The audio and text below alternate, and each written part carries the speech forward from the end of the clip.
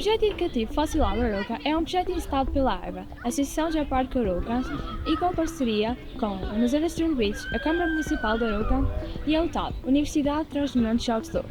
As professoras de Biologia e Geologia do nosso agrupamento abraçaram este projeto e colocaram-o em prática nas turmas 10º e 11º do curso de Ciências e Tecnologia.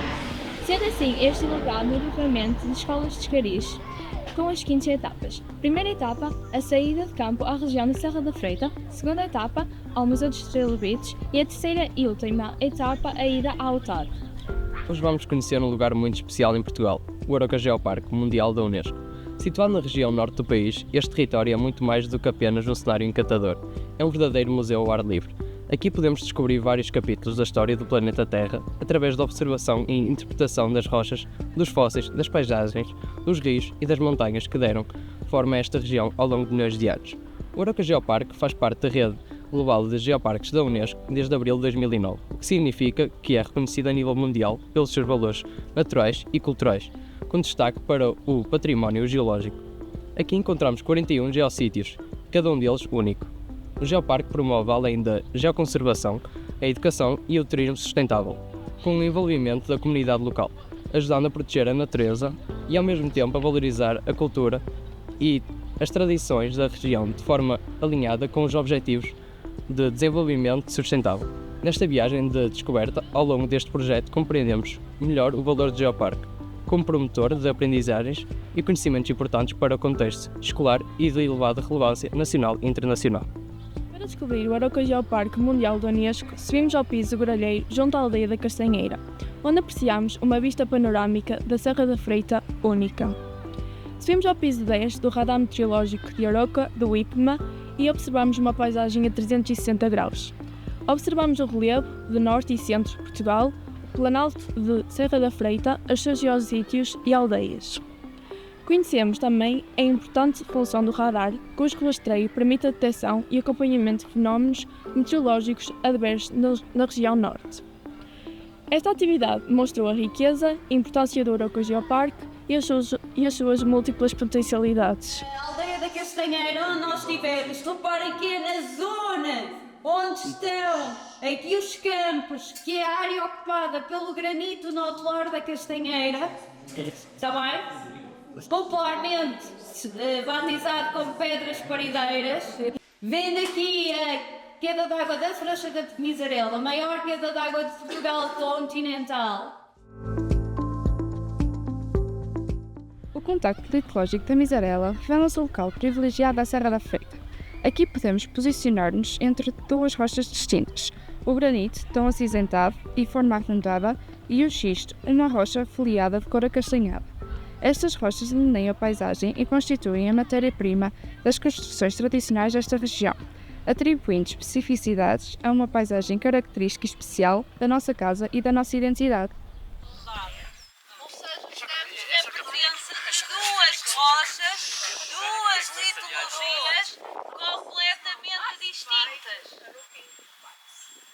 Então é exatamente na zona sobre a qual eu estou, esta faixa aqui, que se dá o contacto entre o xisto e aqui para trás o granito. Este contacto está aqui, mas não está só aqui, ele prolonga-se com esta direção que tem orientação noroeste-sudeste. Então reparem, vocês à esquerda veem esta parede granítica a elevar-se, enquanto que à direita vemos o vale. A Fresta da Misarela é a maior queda d'água da Península Ibérica.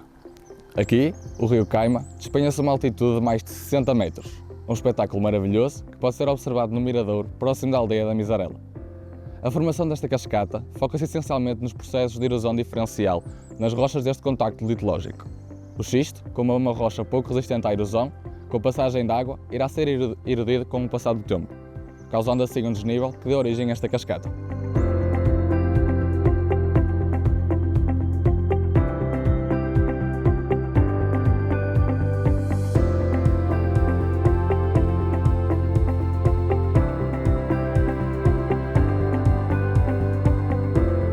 Paleozoico superior ocorreu a colisão dos continentes até então existentes, o que levou à formação do supercontinente Pangeia e é um processo de formação de montanhas a orogenia varisca.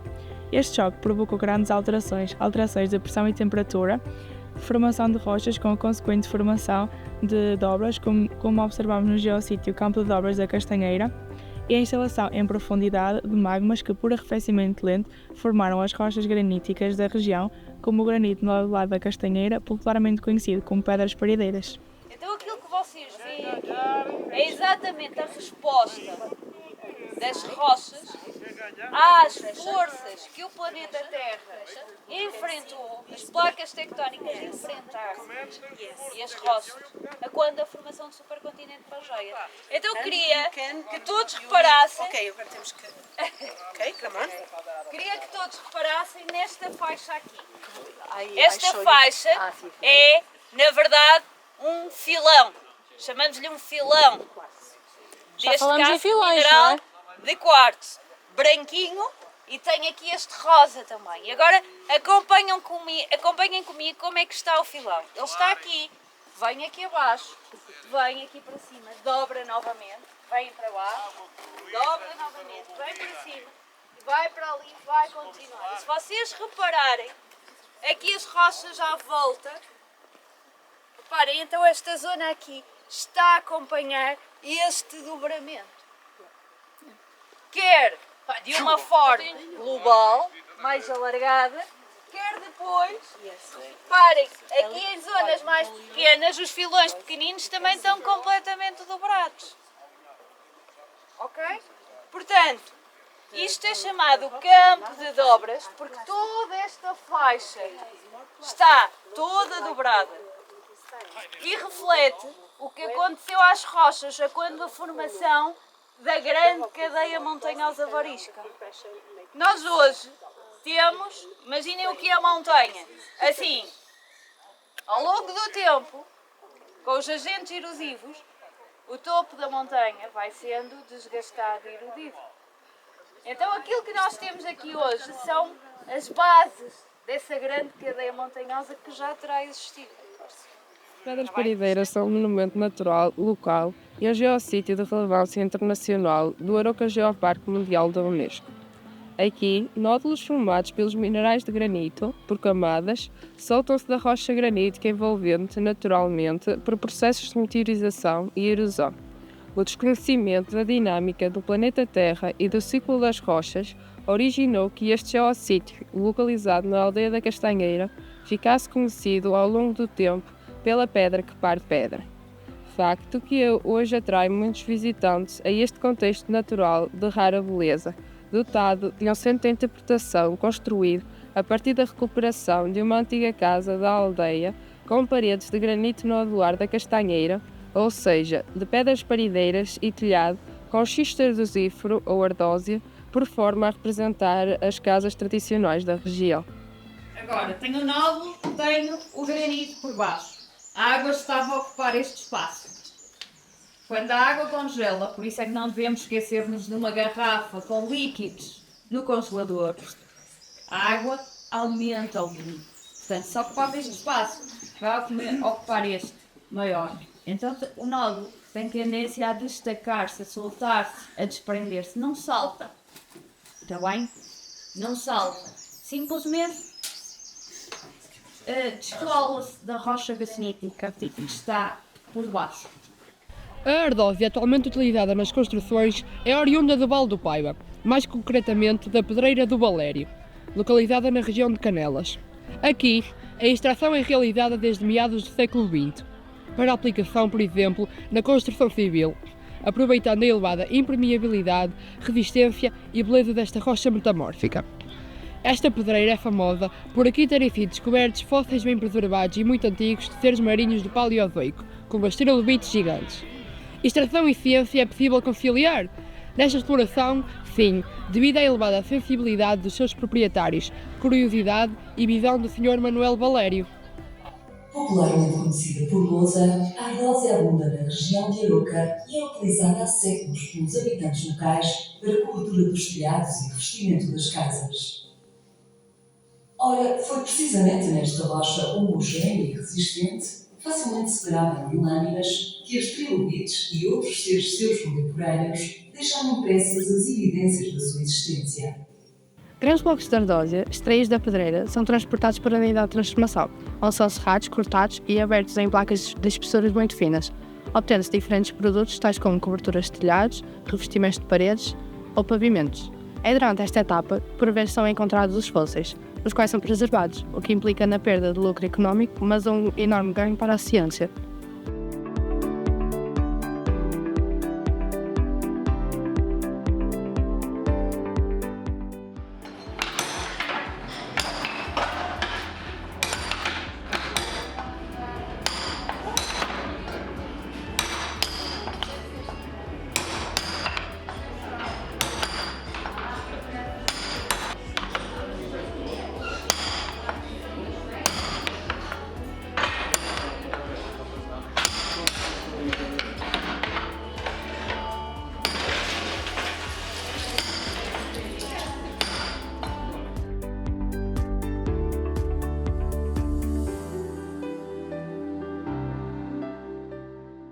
No museu, assistimos a um documentário sobre a Pedreira de Valério e o Museu das Trilobites e observámos algum património arqueológico do Val do Paiva. Da exploração de rouseiras abandonadas em Canelas, jamais imaginávamos que estaríamos a iniciar a escavação de um pequeno tesouro que se veio a mostrar muito importante para a região. Não foi difícil conciliar, nos primeiros tempos, os trabalhos no interior da pedreira com a recolha sistemática de todos os fósseis que iam vindo à luz do dia. Com uma coleção considerável, decidimos divulgar essa coleção em exposições nas universidades mais importantes do país. Essas exposições foram um êxito e trouxeram consigo especialistas e curiosos que nos ajudaram a perceber melhor a importância deste património a nível mundial. Foi com a ajuda de especialistas e com o apoio da Ademar que pensámos na construção de um museu de sítio para albergar uma ínfima parte da coleção que possuímos. Este projeto mostrou-se extremamente importante e permitiu que na região se pensasse em criar e candidatar a Arouca a um geoparque. O corpo também se divide em três partes. A cabeça, ou que chamamos o cefalão, ou céfalo, também, o tórax e o pigídeo. Ok? Já tem estas designações. O que é importante? As trilobites eram seres que tinham carapaça.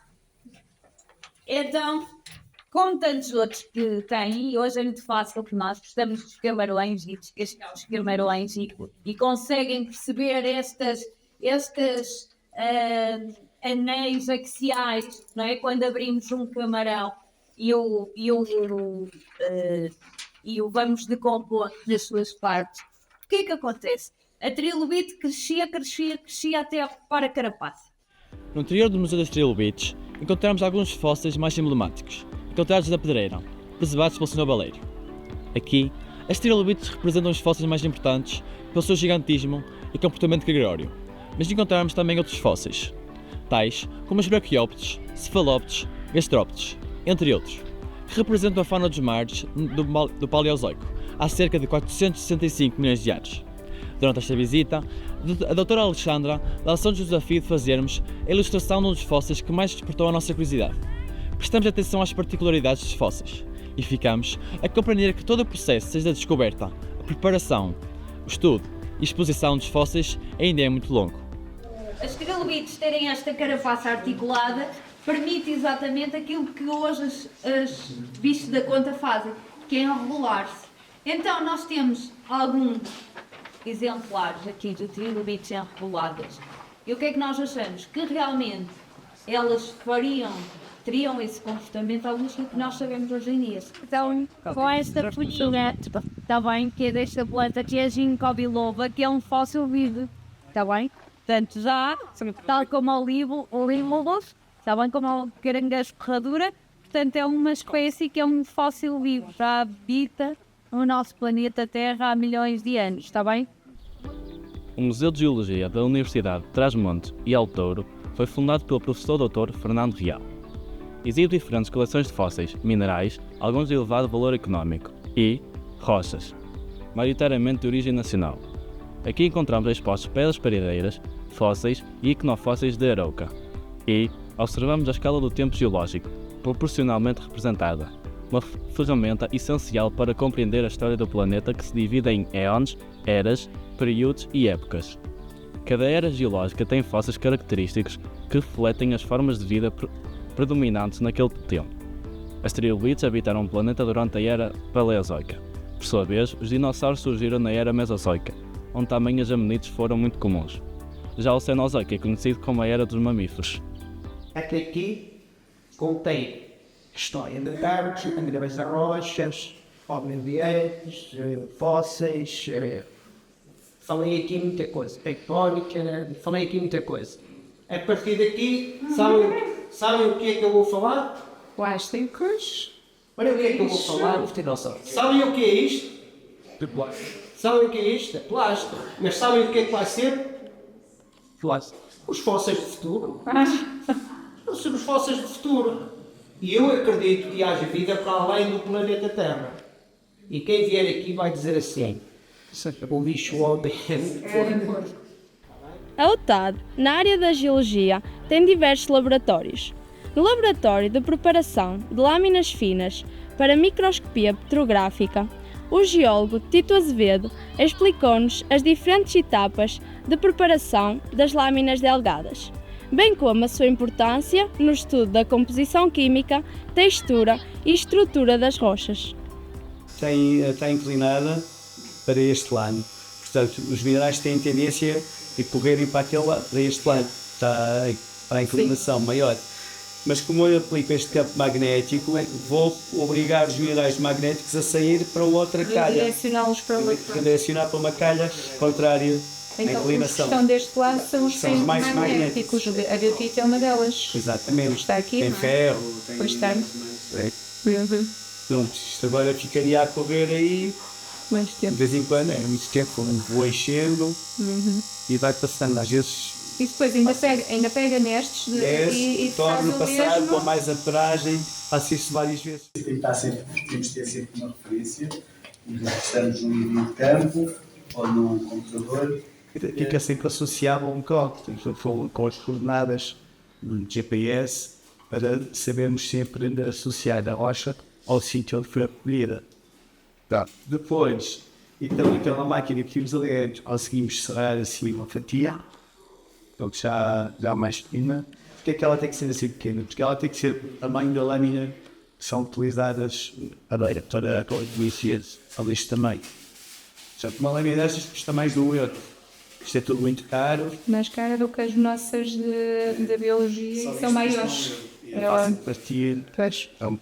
Então, depois temos assim para este tamanho, ainda vamos reduzir, mais assim, que é também da lâmina. Depois vamos polir uma das faces, está aqui plana, porque tem que ficar completamente plana para ficar toda a superfície aderente ao vidro, senão não ficaria com os espaços com cola. Então depois de estar assim toda plana, uma estufa, seca durante 24 horas a uma temperatura 30 graus, 40.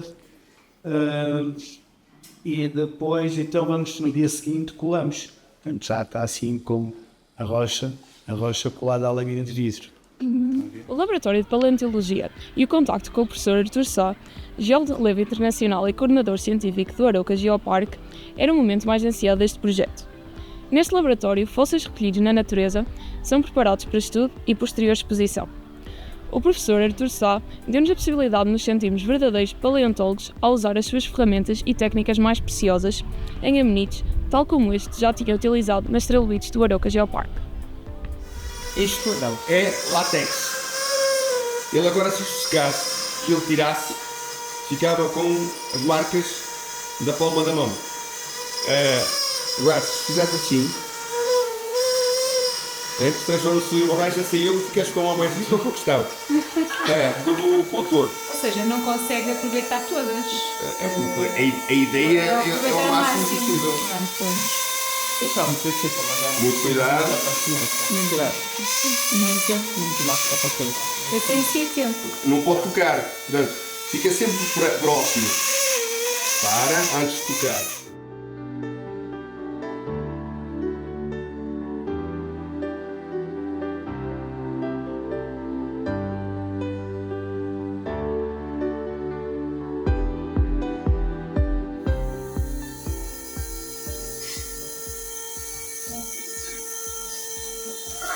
Pega nisso como se fosse a sua esferográfica, como se você estivesse a escrever.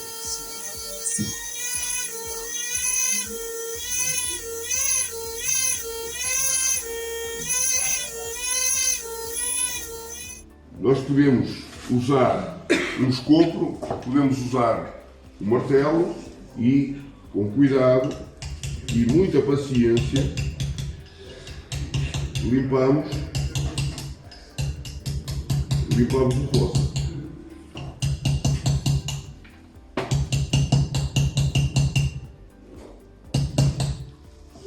Sempre com cuidado máximo para não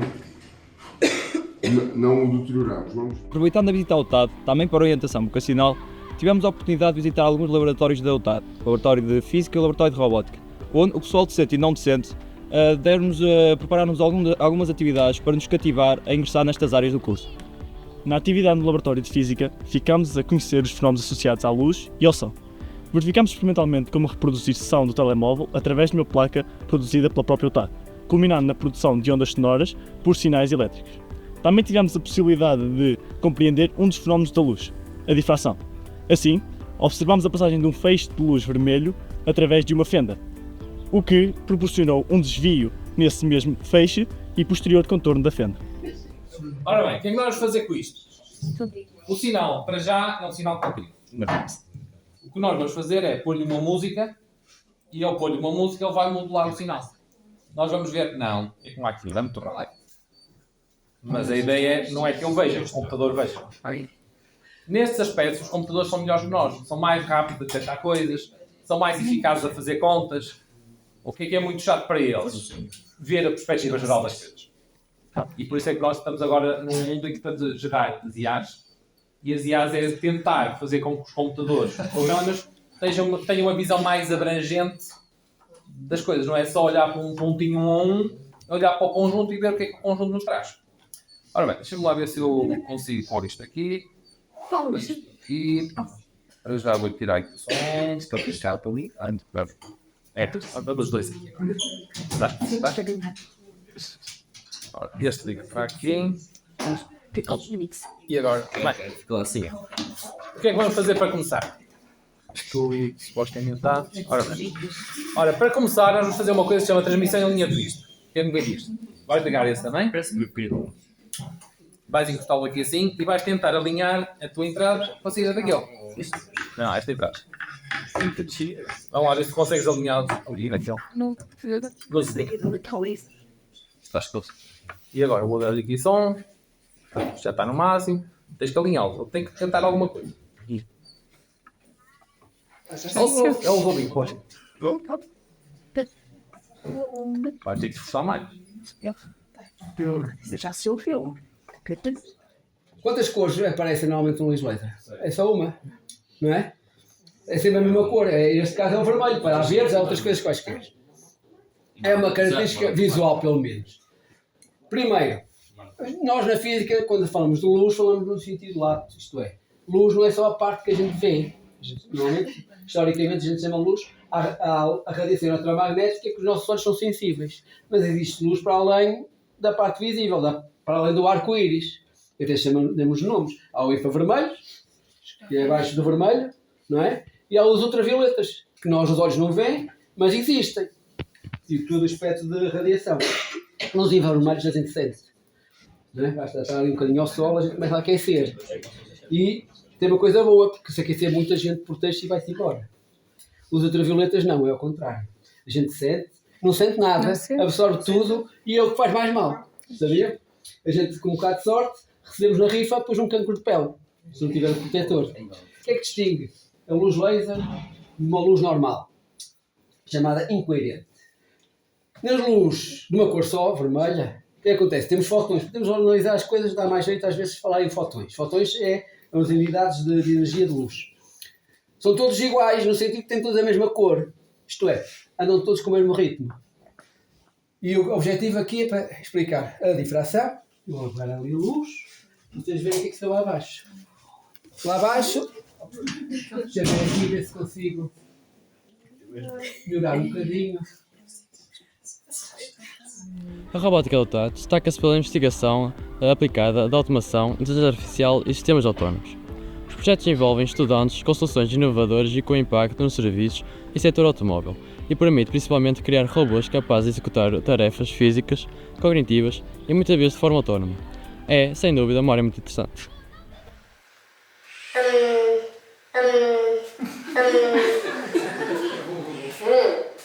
Let's see. I found it. I want to come with you. If I'm too fast for you, you can stop me by touching my head.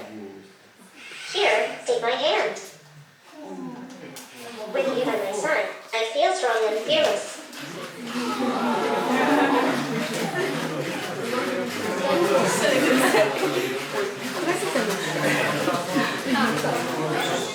Introduce yourself.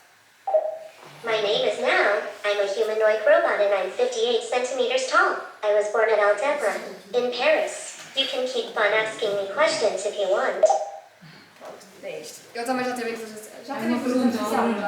Eu já tive inteligência. What's the date of the... Today is Thursday, September the 17th. Neste projeto, fomos ao encontro do tema Aglutina todo o nosso DAC. A promoção literacia científica, ao mesmo tempo que nos permite aumentar o gosto pelas geociências e consolidar e aprofundar conhecimento de biologia, geologia e físico-química A. O desenvolvimento de atividades em ambientes exteriores da sala de aula, quer na natureza que nos rodeia, quer em contexto laboratorial, abre-nos outras perspectivas de futuro. Assim, resta-nos agradecer a todos os parceiros deste projeto e, em particular, a doutora Alexandra Paes, pela disponibilidade e empenho que contribuiu para esse sucesso deste projeto. Quem sabe, se neste grupo estará um futuro geólogo.